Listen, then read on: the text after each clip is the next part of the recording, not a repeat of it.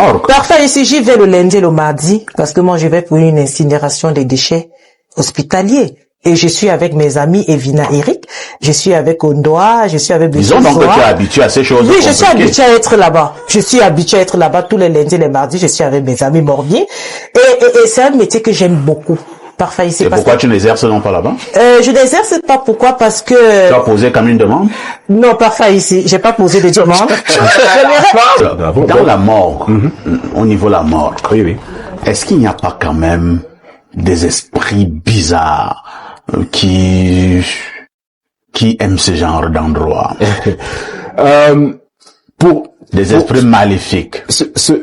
Ma croyance est que un corps, l'une des raisons pourquoi je supporte beaucoup ce que les musulmans font en termes de enterrer directement, et j'enseigne souvent sur ça aussi, c'est que moi je crois que quand vous gardez un corps pendant longtemps, même si l'esprit n'est plus dans le corps de la personne, l'esprit rôde toujours tant qu'il n'est pas encore enterré. Et donc dans la théologie, c'est quelque chose que nous étudions aussi. Et voilà pourquoi quand moi j'enseigne dans la communauté, je dis toujours qu'il ne faut pas garder un corps dans la mort pendant longtemps, parce qu'on ne connaît pas comment la personne a vécu. Si la personne a été affectée ou vivait dans un monde sorcier, le corps attire des démons. Et ces démons...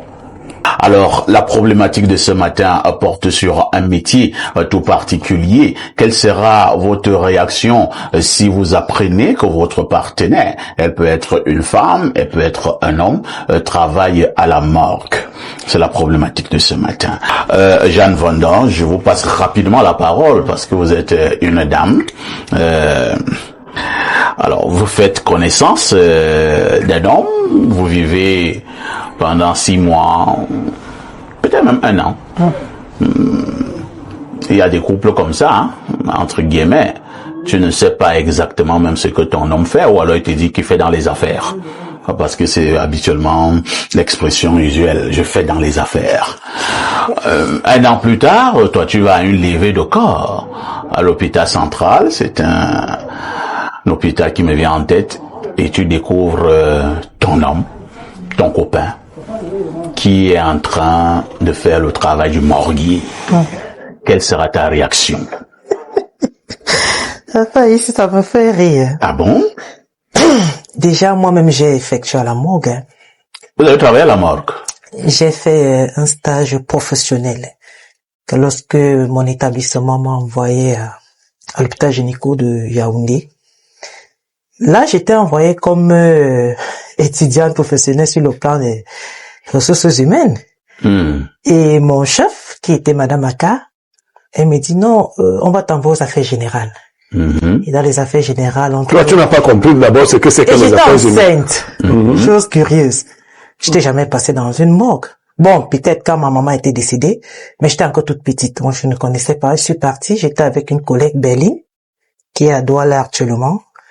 Quand je suis arrivée à la morgue, le premier corps que j'ai vu, c'était un papa. Il avait fait un accident, il avait la tête fendillée. Et le major de la mort, c'était Monsieur Moukouri et Vénézé, dont je salue. Ils sont arrivés, j'ai pas pris peur. Pourquoi? Parce que je me suis dit que la personne dormait. Mais c'est juste que la personne ne pouvait pas se lever.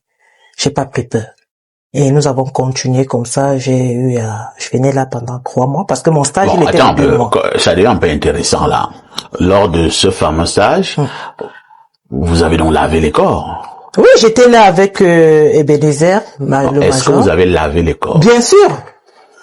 Vous les avez habillés? Non, c'est pas moi qui ai habillé parce que c'est étape par étape, c'est pas moi qui. Mais vous les avez quand même lavés? Oui, j'ai lavé. Et vous n'avez pas peur? Il y avait une petite fille de 9 ans. Oui, je n'avais pas peur. Non, une petite fille de 9 ans, bon. Oui, il y avait une petite fille de 9 ans. Mais vous avez quand même lavé aussi des papas de 5 ans, 60 ans, 70 ans? Non, pas du tout. Pas du tout parce qu'il y avait une série de chefs, je vous parle de 2015, hein. Il y avait une série de chefs qui avaient fait un accident sur la route des Bemda. Ils étaient arrivés. Parfois ici, si je découvre que mon homme est un morbier, c'est pas un problème pour moi. C'est peut-être parce que tu as la télé, hein? Non, pas du tout. Mais elle-même a été là-bas. C'est parce que toi, tu as d'abord exercé à la morgue. Parfois ici, j'y vais le lundi et le mardi, parce que moi, je vais pour une incinération des déchets hospitaliers. Et je suis avec mes amis Evina Eric, je suis avec Ondoa, je suis avec Disons donc que tu es habitué à ces choses. Oui, je suis habitué à être là-bas. Je suis habitué à être là-bas tous les lundis, les mardis, je suis avec mes amis morbiers. Et c'est un métier que j'aime beaucoup. Parfait, ici. Et pourquoi tu n'exerces non pas là-bas? Je n'exerce pas. Pourquoi? Parce que... Tu as posé comme une demande? Non, parfait, ici. J'ai pas posé de demande. Je suis chef d'entreprise. Et quand je vais à la mort, c'est par rapport à mon entreprise. Et j'aime bien arriver là-bas. Parfait, j'aime bien arriver là-bas. Pourquoi? Parce que lorsque nous regardons quelqu'un qui est couché, la personne peut plus se lever, nous arrêterons ces histoires. Tu sais qui je suis, tu sais qui je suis, tu me fais ça, je te fais ceci. Parfois ici, arriver à la morgue. Vous allez trouver quelqu'un qui est couché, qui tournait un peu de partout. La personne peut plus se lever. Vous qui n'étiez que rien devant ses yeux, c'est vous qui allez le porter. C'est vous qui allez le laver. Donc, moi, j'encourage tous mes amis morgués, surtout Evina, Eric, Ondoa. Ce sont des gars que j'aime beaucoup. Lorsque nous arrivons, nous voyons ces corps, parfois ici, nous comprenons que la vie n'est rien du tout. Il n'est que zéro. Donc, c'est un métier, si je découvre que mon gars est comme ça, je vais l'encourager. Je vais même l'accompagner. Parce que si c'est le jeudi où il y a une animation, parfois ici, allez-y. Vous n'allez plus jamais dire, tu sais qui je suis, mon père est machin. Rien que 5 minutes de coup de souffle, parfois ici. Vous arrivez à la mort, c'est un lieu qui est à fréquenter. Il faut souvent aller là-bas, parfait. Merci.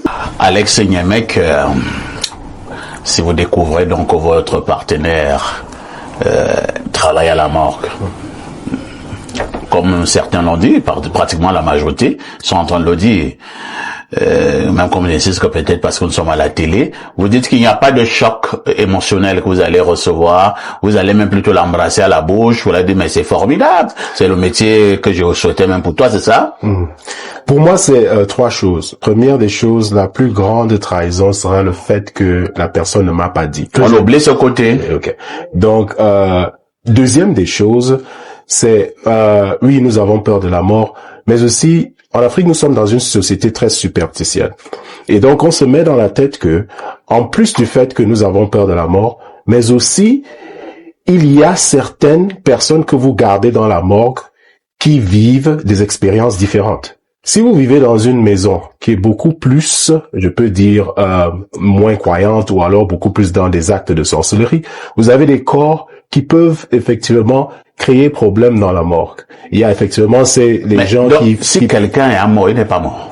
Il est mort effectivement, mais comment tu es mort et tu crées encore des problèmes à la mort? C'est-à-dire que il y a des gens qui sont soit dans des sectes ou dans certaines choses où des esprits mauvais peuvent utiliser leur corps. Ce sont des expériences en tant que, par exemple, théologiens que nous avons étudiées. Donc, dans une société très superstitieuse comme par exemple la société africaine, on croit en ces choses-là.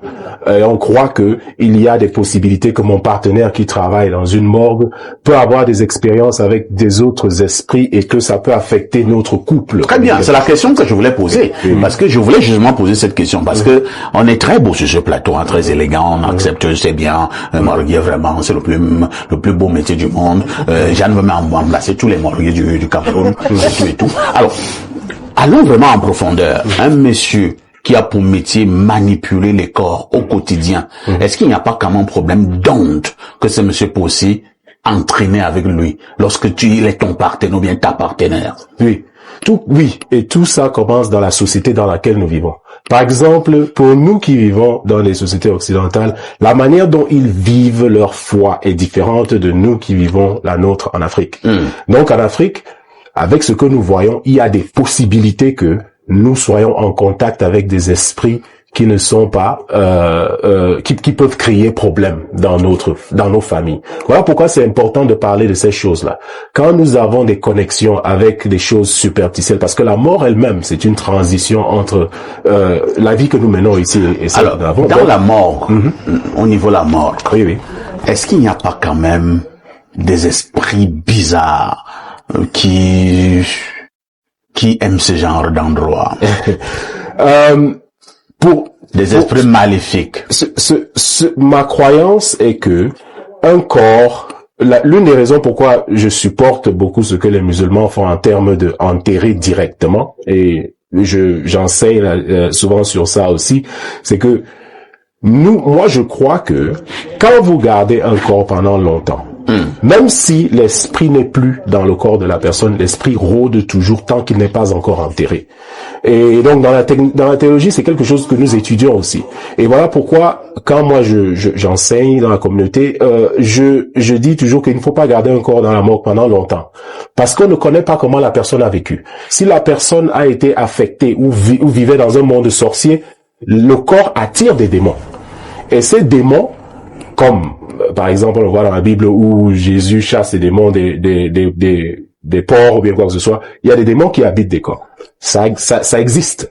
Et donc quand vous avez dans une société un membre de votre famille qui travaille dans un environnement comme celui-là, il va effectivement, s'il n'est pas fort spirituellement, ou alors, je ne sais pas, mais il va rencontrer ce genre d'expérience-là. Voilà pourquoi on en parle. Et il peut donc amener ce genre d'esprit à la maison? Effectivement. Ça dépend effectivement de sa position. Son partenaire peut en subir. Être affecté. Oui. Très bien. Oui. Voilà, pour Jeanne donc, il va embrasser tous les morgues.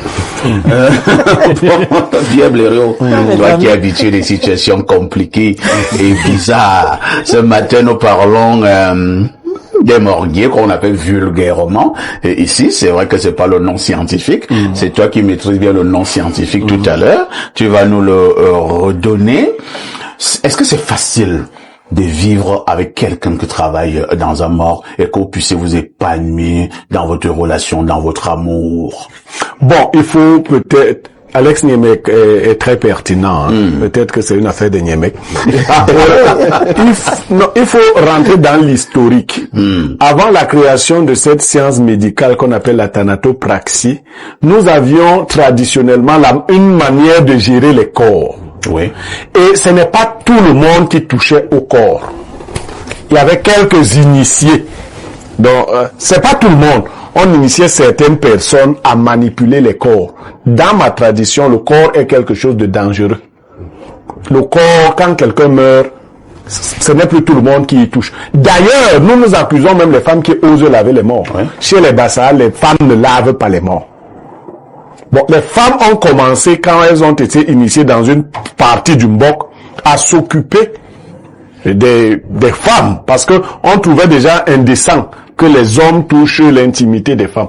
Mais jusque-là, une femme n'a pas le droit de toucher un mort sans que les hommes aient approuvé que telle personne, par exemple, imaginez une femme, son enfant meurt, lave l'enfant, l'habille, non. Chez nous, on ne vient pas à ce deuil. Non, on estime que c'est une sorcière. Parce que c'est d'autres femmes initiées qui devaient le toucher.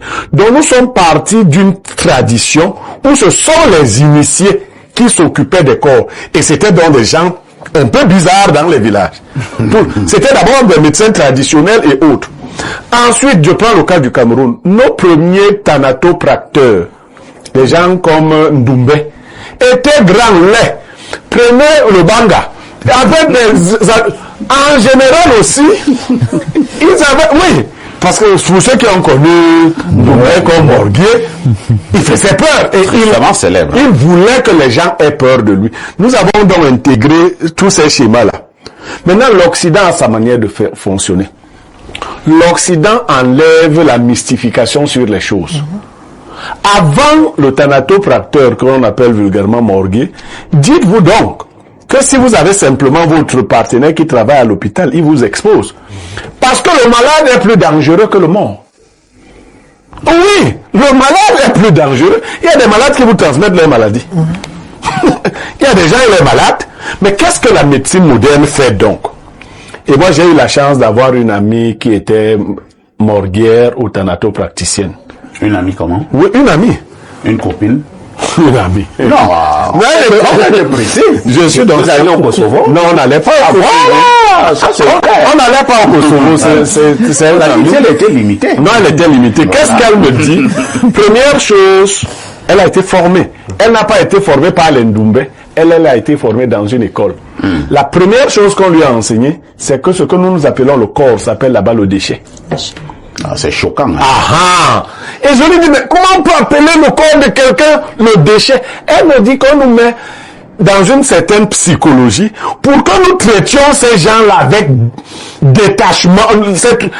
C'est comme ça. Il faut d'abord se familiariser avec le déchet, me dit-elle. Donc, on vous amène là où il y a les déchets, vous vous familiarisez avec les déchets, vous manipulez les déchets. Ça fait que, quand même un corps serait compliqué, s'il fait ces petits trucs, un thanatopracteur lui dit, mon frère, je suis même pas de ta famille, je suis pas ta lignée, je suis pas dans tes trucs là. Si tu veux faire ça, tu iras faire ça quand quand il va finir de t'habiller, tu iras faire ça au village. Et vous voyez, psychologiquement, ça les met en confiance. Ce ne sont non plus ces anciens initiés qui avaient mangé les trucs du village, qui étaient blindés et autres. Il faut les ramener. Aujourd'hui même, c'est des jolies filles, hein, et des hommes beaux. Avant tous les...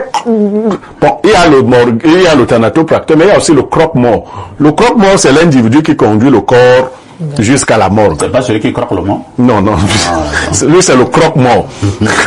Alors, voilà, parce que c'est des médecins, une série de métiers. Alors, avant, c'est comme si on les sélectionnait parmi les gars les plus bizarres. Tu vois quelqu'un avec des dents comme Dracula. On dit que c'est le morguet du village. Aujourd'hui, c'est des gens, vous savez même pas qui est le croque-mort, qui est le thanatopracteur de l'hôpital, hein. On voit un beau garçon comme Alex. C'est lui qui s'occupe des corps. Donc, il faut mais là où je voulais chuter, quel que soit le métier que vous faites, si votre partenaire vient à découvrir, ça veut dire que soit vous ne lui avez pas dit que c'est le métier là que vous faisiez, il faudrait bien que le partenaire sache à quoi. Moi, je n'ai pas de problème avec les corps. Mais par principe, moi, je ne m'approche même pas des corps. Pour d'autres raisons. Mais je n'ai pas de problème avec les corps. Quelle raison? Je ne vais pas ouvrir mon ventre ici. Mais pourquoi tu l'as dans tu as dans ta Non! Je vais donc passer. Bon, ok. J'ai le réflexe du journaliste. Voilà, le bon réflexe. Non, je vais peut-être pour la spiritualité. Moi, je vois les gens être très engagés à aller à la morgue voir les corps. Ce n'est pas une affaire de peur. C'est une affaire de connexion. Vous qui aimez trop les corps là, j'ai des tantes, tous les jeudis, elles sont abonnées. Il y a des connexions que vous faites avec certains corps sans vous en rendre compte. Moi, je veux pas de connexion. J'approche les corps que je connais. Je fais pas de connexion. Ça, c'est simplement pour ceux qui sont allés donc regarder les corps. À plus forte raison, ceux qui traitent dans les corps. Ceux qui traitent dans les corps ont besoin eux-mêmes d'un certain traitement. Cela signifie donc que ce n'est pas un métier comme tout le reste. Non, mais c'est là. Attends. Ça ne fait pas un métier. Les gens sur ce plateau m'ont dit que c'est pas... Non, ça ne... Non. On va danser ensemble. Le thanatopracteur. Non, le thanatopracteur ne va pas accueillir ses enfants. Non, ils sont des hypocrites sur ce plateau. Le thanatopracteur ne va pas accueillir son enfant de 5 ans à l'intérieur de la morgue quand il est en train de travailler. Pourquoi? Parce que c'est un milieu qu'il faut... dans lequel on entre étant suffisamment aseptisé. Voilà. Non. Et quand tu as fini de travailler, il y a un certain type de lavement, c'est comme ça qu'on appelle ça, qu'il faut faire à la fois physiquement et spirituellement sur toi-même. Maintenant, quand tu as un partenaire et que vous voulez vibrer à la même dimension parfaite, si ta femme est thanatopracticienne, ce qu'elle doit faire, c'est de t'amener, toi tu l'es déjà, à être homme. Parce que côtoyer quelqu'un qui touche les corps, ça peut t'influencer, ça peut te secouer. Donc, il faut que toi-même tu sois homme. Chez nous, donc, dans ma tradition, il y a des initiations qui te permettent donc de devenir homme et de toucher les corps. Parce qu'il y a corps et corps. Et ils ont parlé des corps. C'est pas une affaire de vieillard. Par exemple, quelqu'un mort des suites d'accident. N'est pas un corps qu'on touche n'importe comment. Avec le tcho chez les bébés. On ne tue pas. Vous verrez que certains corps ont dit non. Quelqu'un qui s'est pendu. C'est les initiés qui touchent à ce genre de corps. Tu ne viens pas seulement là et papa est mort. Il y a des corps qui ont emporté les vivants. Tu trouves que ton père s'est pendu alors que la sorcellerie lui avait demandé de se pendre. Tu viens, mon père est mort, tu tombes sur le corps, tu pars. Donc, l'homme mort n'est pas un homme sain.